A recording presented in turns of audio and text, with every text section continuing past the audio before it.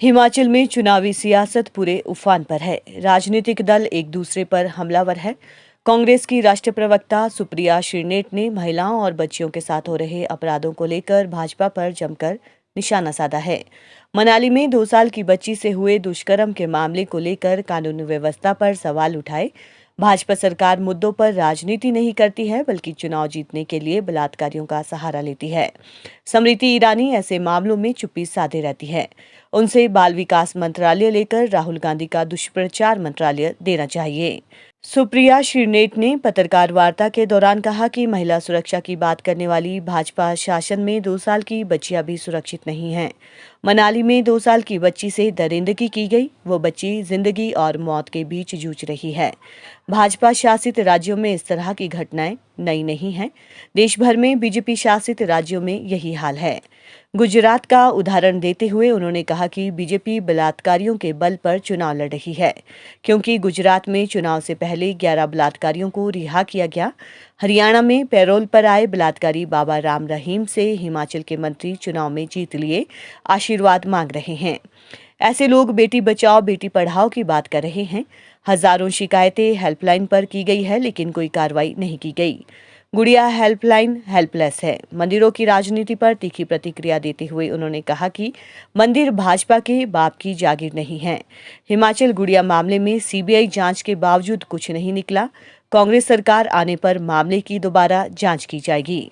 हम लोगों को बात किसी और मुद्दे पर करनी थी, लेकिन जब मनाली में 2 साल की बच्ची के साथ एक जघन्य अपराध की घटना आई और वो नाले में पड़ी मिली, तो हमें लगा कि नहीं, बाकी सारी बातें एक तरफ है, महिला सुरक्षा की, लड़कियों की सुरक्षा की, ऐसे जघन्य अपराध जो होते हैं वो एक तरफ है और पहले उसके बारे में बात करी जाएगी। अगर हमारे देश की बेटियां सुरक्षित नहीं है तो बाकी सारी बातें जबानी जमा खर्च है।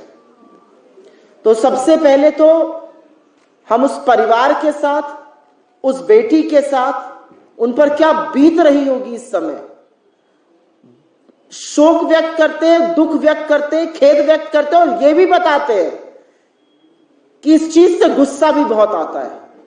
कौन है ये लोग जिनको लगता है कि वो ऐसा करके एक मासूम 2 साल की बच्ची के साथ बच जाएंगे?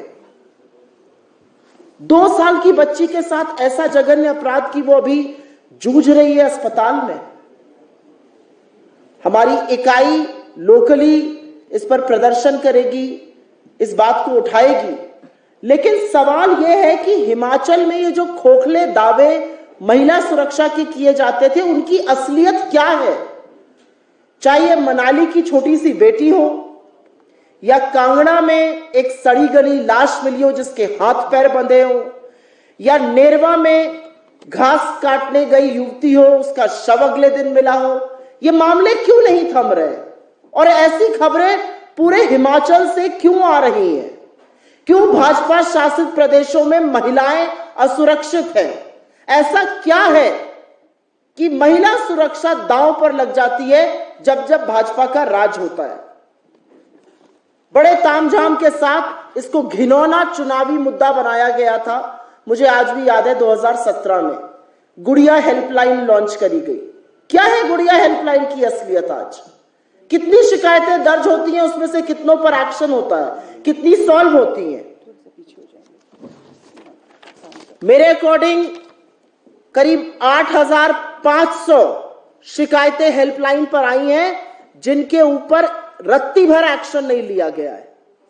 ऐसा कैसे हो सकता है? महिला सुरक्षा का दंभ भरने वाली केंद्र की सरकार, बेटी बचाओ बेटी पढ़ाओ का खोखला नारा देने वाली केंद्र की सरकार, तथाकथित डबल इंजन की सरकार, और महिलाएं सुरक्षित नहीं है। मतलब घास काटने गई युवती, उसका शव मिलता है, हाथ पैर बंधे हुए एक सड़ी गली लाश एक युवती की मिलती है, 2 साल की बच्ची के साथ रेप होता है और एक शब्द नहीं आता है शासन से। ये किसकी जिम्मेदारी है? और हो सकता है मैं आपको थोड़ी उत्तेजित इस मामले में लग रही हूं, लेकिन हां, उत्तेजना है, इससे गुस्सा आता है, इसमें मुझे कोई संशय नहीं है। चुनाव हिमाचल में है और चुनाव गुजरात में है, कुछ उपचुनाव हरियाणा में है। आप किसके बल पर चुनाव लड़ रही है? हमने 10 प्रतिज्ञाएं दी, हमारे कुछ नेता आएंगे, वो आकर आपसे अपनी बात कहेंगे, आप उनकी बात सुनिएगा, प्रभावित होइएगा तो वोट दीजिएगा। हमारा शीर्ष नेतृत्व आएगा। प्रियंका गांधी जी आज अपनी तीसरी रैली करने जा रही हैं। हम चुनाव इन चीजों पर लड़ रहे हैं। भारतीय जनता पार्टी, और मुझे कहने में 1 मिनट का संकोच नहीं है, भारतीय जनता पार्टी चुनाव बलात्कारियों के बल पर लड़ रही है। आप मुझे समझाइए कि गुजरात में चुनाव के जस्ट पहले 11 बलात्कारियों को क्यों रिहा किया गया? उनका स्वागत किया जाएगा। बलात्कारियों का हमारा समाज, हमारा धर्म, जिस धर्म से हम आते हैं, वहां पर यत्र नार्यस्तु पूज्यन्ते रमन्ते तत्र देवता कहा जाता है।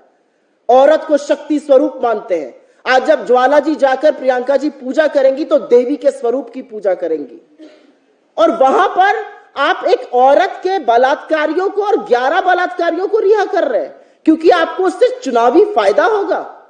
और ये ऐसे वैसे बलात्कारी नहीं है। दुख होता है ये कहते हुए। आंख बंद करिए और सुनिए जो मैं कहने जा रही हूं।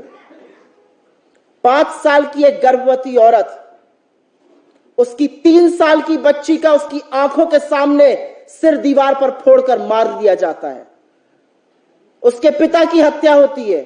उसके मां के साथ बलात्कार होता है। उसकी फुफेरी बहन जिसने 2 दिन पहले बच्चे को जन्म दिया था, उसके साथ रेप, उसकी हत्या होती है। उसके 2 दिन के बच्चा जो आज भी सीबीआई में अज्ञात शिशु के नाम से 2 दिन पैदा हुआ बच्चे का मर्डर होता है। मौसी का मर्डर और रेप होता है। बुआ का मर्डर और रेप होता है। मौसा का मर्डर और रेप होता है। 11 लोगों की हत्या करने वाले, 14 लोगों की हत्या करने वाले ये 11 लोग किस बल पर रिहा किए जा सकते हैं? क्योंकि आपको चुनावी फायदा होगा। अब हम बलात्कारियों के बल पर चुनाव लड़ेंगे और चुप बैठेंगे लोग? हरियाणा में आपने राम रहीम को पैरोल पे क्यों रिहा किया है? और सुनने में आया कि हिमाचल के एक मंत्री एलईडी पर उनकी अपील चला रहे हैं कि मुझे वोट दीजिए, इनको वोट दीजिए। क्या हम बलात्कारियों से अब अपने लिए वोट मंगवाएंगे? हत्यारों से वोट मंगवाएंगे और सभ्य समाज चुप बैठा रहेगा? मेरा अपना मानना है कि हत्या से भी ज्यादा जघन्य अपराध रेप होता है। और यह मैं एक औरत होने के नाते कहती हूं, क्योंकि रेप आपके सिर्फ शरीर के साथ नहीं होता, आपकी आत्मा के साथ होता है, आपकी जहन के साथ होता है, और जिंदगी भर उस स्टिग्मा के साथ उस औरत को जीना पड़ता है। और हम ऐसे बलात्कारियों को चुनाव में खड़ा करके उनसे वोट की अपील करा रहे हैं। घुसने नहीं देना चाहिए अपनी गलियों में ऐसे लोगों को जो उस नाम पर वोट मांग रहे हैं। रेप किसी भी प्रदेश में हो गलत है। कार्रवाई क्या होती है? भाजपा शासित प्रदेशों में रेप विक्टिम को पहले शेम करना शुरू कर दो। संरक्षण जो पुलिस का है, प्रशासन का है, शासन का है, राजनीतिक है, वो रेपिस्ट को दे दो। ऑफिसरों को लगा दो जो पहले तो आके मीडिया को समझाते रहे जी रेप हुआ ही नहीं है। 5 साल से भारतीय जनता पार्टी की सरकार हिमाचल में है और 5 साल से ज्यादा भारतीय जनता पार्टी की सरकार दिल्ली में है। इस तथाकथित डबल इंजन की सरकार में अगर उसके मां बाप कह रहे हैं कि उनको न्याय नहीं मिला है, तो उनको न्याय की उम्मीद भी नहीं है। किसी को इस सरकार से न्याय की उम्मीद नहीं है। जब रोहित वेमुला की मां आती है और चलती है तो वो कहती है मुझे भाजपा से न्याय की उम्मीद नहीं है। क्यों कहती है? क्योंकि ये सरकार महिलाओं का, अल्पसंख्यकों का, दलितों का और पिछड़े वर्ग का पोषण करना नहीं जानती है। ये एक असलियत है जो अपने मुंह से कहते हुए मुझे शर्म आती है। और हाँ, बिल्कुल रिओपन करेंगे। अगर न्याय नहीं मिला तो न्याय की उम्मीद दिखाना सार्वजनिक जीवन के लोगों का काम है। मैं आपको एक बात का आश्वासन जरूर दिला सकती हूं, महिलाओं के खिलाफ दुष्कर्म क्यों बन रहे हैं? कभी किसी ने यह सोचा और पूछा है? क्योंकि दुष्कर्मियों को लगता है कि उनको राजनीतिक संरक्षण मिल जाएगा। जिस दिन पुलिस का और कानून का खौफ आ जाएगा ना, मंदिर के बाहर की चप्पल नहीं चोरी होती है। औरत की इज्जत तो बहुत बड़ी बात है। पुलिस और प्रशासन का खौफ नहीं है। उनको लगता है भाजपा का कोई ना कोई गुर्गा उनको सुरक्षित तो कर ही देगा, संरक्षण तो दे ही देगा। वो खत्म होना जरूरी है।